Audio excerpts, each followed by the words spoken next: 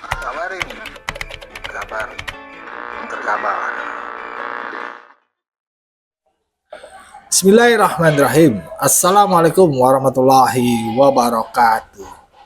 Kita semua yang mengikuti isu ijazahnya Pak Jokowi ya, yang dituduh palsu oleh Roy Rismond, Tifa dan kawan-kawannya itu ya. Bahwasanya ini adalah sebuah permainan politik, bukan sebuah pengungkapan kebenaran ya. Ini main-mainan aja katanya. Ada yang dibilang orang besar, kemarin tuh Demokrat SBY sempat juga terkena, dan akhirnya orang-orang Demokrat semenjak pelaporannya atau semenjak ini ya, ketika ada gelar perkara khusus ditunjukkan ijazahnya asli, reda lah itu. Dan isu-isu yang ditebarkan oleh banyak ya netizen ya, bahwasannya ada keterlibatan SBY dan Demokrat untuk anaknya itu belum terbukti, jauh dari bukti. Tapi kita kan melihat indikasi-indikasinya ya. Kali ini ada lagi yang melemparkan ya narasinya, pandangannya, bahwasannya tuduhan ijazah Pak Jokowi yang dituduh mereka palsu itu ada lagi kelompoknya, yaitu PDIP dan Anies Baswedan. Benarkah demikian? Ya nih kita dengar apa kata Novel Bamukmin. Doi juga orang TPO-an yang gue tahu, dan Doi ini sangat viral ya di kala kasusnya Ahok waktu itu kan. Bahkan beliau adalah salah satu inisiator yang melaporkan Ahok itu. Nah, bagaimana kok bisa si Novel ini memberikan pandangannya ada keterlibatan PDIP dan Anies Baswedan, orang-orangnya ya, yang ikut berkecimpung di dalam tuduhan ijazah ini. Bahkan Doi bilang mereka ini seperti jadi kaki tangan ya. Jadi mereka itu didorong-dorong lah, bahasanya begitu ya. Mungkin gua salah ya. Kayak gitulah ya. Jongos kalau si Novel bilang itu, jongosnya PDIP. Benarkah demikian? Mari kita simak aja apa kata Novel Bamukmin. Dan di sini juga Doi juga mengungkapkan kesetujuannya atas Egy Sujana dan Damai Hari Lubis berdamai dengan Bapak Jokowi. Tapi walaupun di embel-embelnya ada belakangnya. Mari kita simak videonya. Let's go, kita play. Nah, dengan lahirnya begitu, TPUA kiprahnya jelas Bang Egy sangat berjasa. Dalam membela ulama, dalam membela aktivis, beliau betul-betul berjuang bersama kami, betul-betul, karena sesuai garis perjuangan kami. Nah, terakhir ini, ketika sudah terjadi TPUA berjalan terus sampai dengan bergantinya pemerintahan Jokowi yang kita selalu berseberangan 10 tahun, kita selalu berhadap-hadapan dengan Jokowi dengan segala macam perjuangan kita, bertaruh darah, penjara dan nyawa, itu kita sudah berjuang, sehingga jangan sampai perjuangan ini dirusak untuk keluar jalur daripada garis TPUA, garis besar daripada TPUA itu sendiri. Memang saya keberatan begitu gantinya rezim. Saya bilang udah selesai urusan sama Jokowi, udah. Bagaimana Jokowi itu berhadap-hadapan dengan PDIP yang memang kita melihat punya kepentingan politik masing-masing. PDIP punya balas dendam terhadap Jokowi karena perjuangannya untuk menaikkan Puan Maharani ini gagal, dijegal oleh Jokowi. Nah, saya bilang stop, Bang Egy, udah kita jangan lanjutin. Biarlah mereka tempur. Cebong sama cebong biar berantem aja. Kita ini nonton. Ambil tiker, taruh kopi, nontonin mereka berantem. Biarin batil sama batil berantem. Batil sama batil tempur, kita jangan ikut-ikutan di dalam. Cukup kita nonton saja. Tapi Bang Egy mungkin nggak enak, akhirnya ikut masuk dalam. Akhirnya apa yang terjadi? Karena kita sudah melihat, loh, nggak ada untungnya. Nggak ada untungnya, sampai saat ini nggak ada untung. Justru mereka menamakan masyarakat, menamakan rakyat. Apa rakyat mana? Rakyat yang mana? Karena Presiden Prabowo 58,6% itu rakyat. Itu pemenang. Berhak mengatasnamakan rakyat. Jangan mereka mengatasnamakan rakyat. Rakyat yang mana? Rakyat Anies sedikit. Jangankan juga rakyat Anies, rakyat PDIP sedikit mereka bergabung berdua. Bukan nama rakyat, bukan nama mengatasnamakan rakyat. Mereka selalu mengatasnamakan rakyat. Padahal yang dibela PDIP. Padahal yang dibela PDIP. Dengan bukti apa? Hadirnya Eros Jarod bersama Roy Suryo. Sebelumnya di Jalan Padilah DPR bertemu dengan Adian Apitupul. Itu serangkaian. Dan ini sepertinya mereka belum move on. Mereka belum move on dari kejadian kekalahan Pilpres. Mereka memang ini kepentingan politik yang mereka masih belum move on. Masih bagaimana penasaran untuk mereka ini melawan daripada lawan politik mereka. Dengan cara apa? Dengan cara yaitu salah satunya mereka jalan ini menjalankan daripada yang namanya kepentingan PDIP. Begitu juga berhadapan dengan Jokowi, bukan ranah kita lagi di situ. Maka alhamdulillah Egy dengan sadar bahwa ini sudah nggak manfaat perjuangan, nggak berguna buat umat Islam, nggak berguna buat perjuangan, karena bukan ulama yang dibela, karena bukan aktivis yang dibela, bukan memperjuangkan nilai-nilai agama, justru membongkar aib orang. Man satarul musliman satarullah yaumal qiyamah. Barang siapa membuka aibnya saudara di dunia, Allah akan buka aibnya di akhirat. Dan jangan lupa kedepankan tabayun. Ingat jas merah, jangan melupakan sekali-kali sejarah bagaimana Bang Egy berjuang. Apalagi jas hijau, jangan sekali-kali hilangkan jasa ulama. Berjuang mereka. Itu yang kita melihat sampai saat ini, dan ini banyak kegaduhan.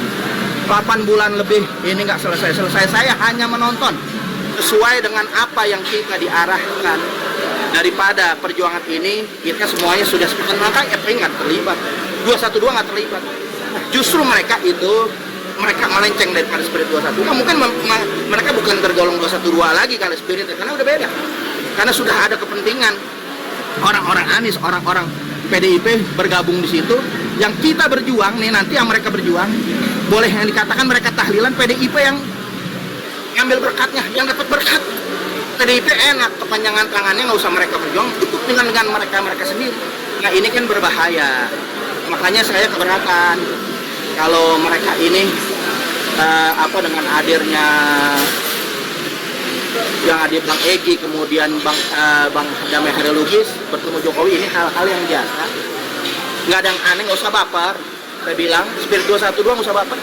Nah ini yang jadi banyak PR kita, yang hal ini nggak manfaat buat kita, justru membantu dimatu lagi. Yang menang kalau Jokowi kalah, yang girang PDIP. Bang, tapi Bang Egy dicap sebagai pengkhianat, pecundang oleh teman-teman kayak seperti Roy Suryo dan tim-timnya, itu gimana Bang? Mereka yang pengkhianat, dasarnya Bang Egy ketarik-tarik. Mereka yang pengkhianat. TPU perjuangan bukannya untuk kaki tangan PDIP, jadi gamos PDIP. Mereka pengkhianat perjuangan spirit 212 atas nama agama. Mau ngapain? Mau ngapain atas nama agama, atas nama rakyat? Rakyat yang mana? Rakyat yang mana? Rakyat PDIP. Makanya saya bikin tulisan rakyat PDIP. Rakyat Anies kecil, jangan mengatasnamakan rakyat. Karena kita rakyatnya lagi fokus, banyak PR yang harus kita kerjakan, pemerintah banyak PR yang harus kita kerjakan, maju langkah ke depan. Itu maka alhamdulillah saya bilang Bang Egy cerdas dan berani menyelamatkan nama TPU. Karena saya TPU yang lama, yang mereka masuk hanya begitu, mereka banyak yang baru masuk nebeng nama TPU karena mereka mungkin nggak punya wadah atau tempat ditampung sama Bang Egy.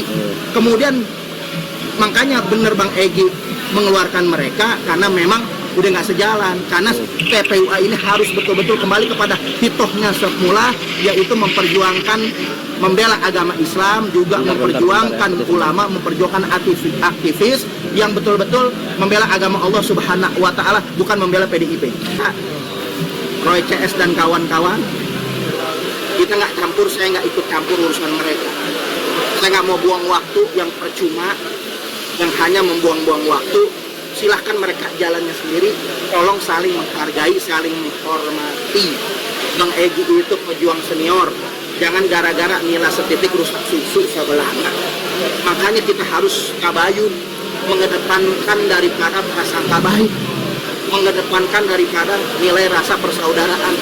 dan mereka justru biar siapa bilang nggak terpecah belah, udah terpecah belah. Akhirnya mereka gontok-gontokan. Siapa lagi yang memang PDIP yang boleh dikatakan notabene yang betul-betul punya dosa besar. Dosa besarnya apa? Ingin merubah Pancasila. Ketuhanan mereka ingin hapus. Itu dosa besar. Dan kalau sudah begitu umat Islam diadu domba, kita pun terkena adu domba dengan PDIP. Benar-benar kita masuk ini diadu domba oleh mereka. Maka alhamdulillah Egy keluar daripada adu domba. Keluar daripada nggak mau ikut-ikutan berkubang dengan masalah Jokowi, nggak mau berkubang ikut-ikutan dengan masalah PDIP, nggak mau berkubang ikut-ikutan masalah dengan orang-orang Anies. Bersih TPUA, kita bersihkan untuk menuju ke depan hanya untuk membela ulama aktivis, membela agama Allah Subhanahu wa Ta'ala. Hanya itu yang kita perjuangkan. Jangan lagi terkontaminasi dengan politik-politik murahan, politik-politik yang berbau busuk, politik-politik yang berbau komunis, politik-politik yang hanya untuk menguntungkan kelompoknya sendiri dan merugikan umat Islam pada umumnya. Kemudian Egy Damai SP3, tersangka lain apakah menyusul begitu ya? Tapi kita tanya dulu ke Mas Rahmat, kalau tadi kita sudah dengarkan gitu ya.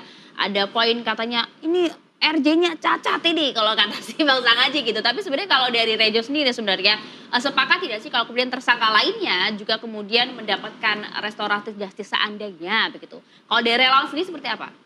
Iya, sebetulnya yang disampaikan Bang Sangaji tadi dijawab tuntas oleh Bang Beni ya. Jadi kalau Bang Sangaji tidak keberatan dengan RJ, ya tentu Bang Sangaji jangan jadi pengacaranya Rosulio CS gitu. Memang wajar berkeberatan. Nah, terkait peluang bagi yang lain untuk restoratif justice, Pak Jokowi itu memang presiden yang tingkat maafnya itu di atas rata-rata masyarakat Indonesia.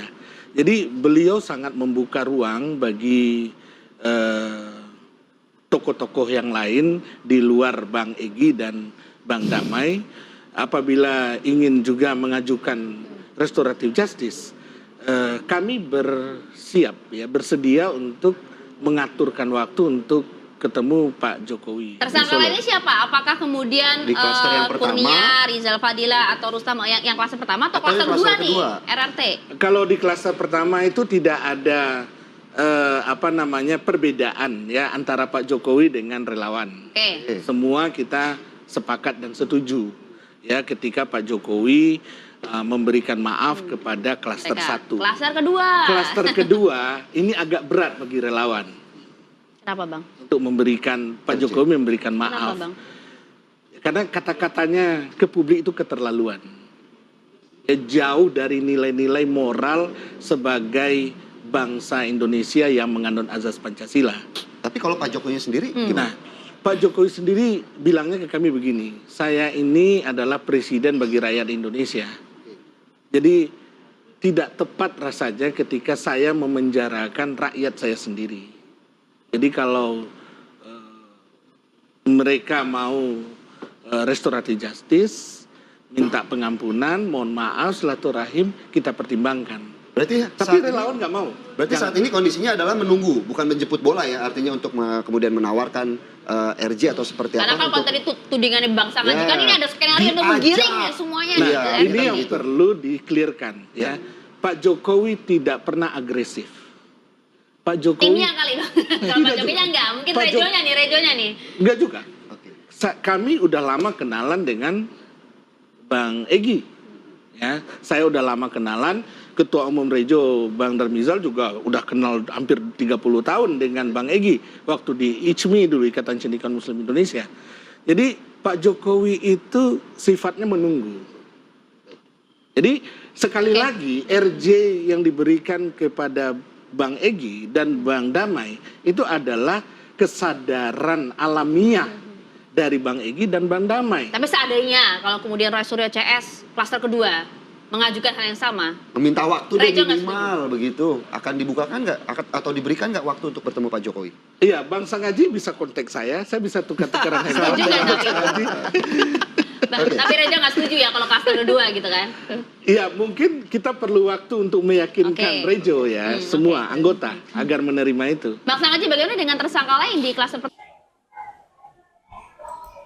Nah, begitulah ya Sob ya, tadi ada perdebatannya, perbincangan sih bukan perdebatan antara Rahmat Sekjennya Rejo dengan Sang Haji Gopur.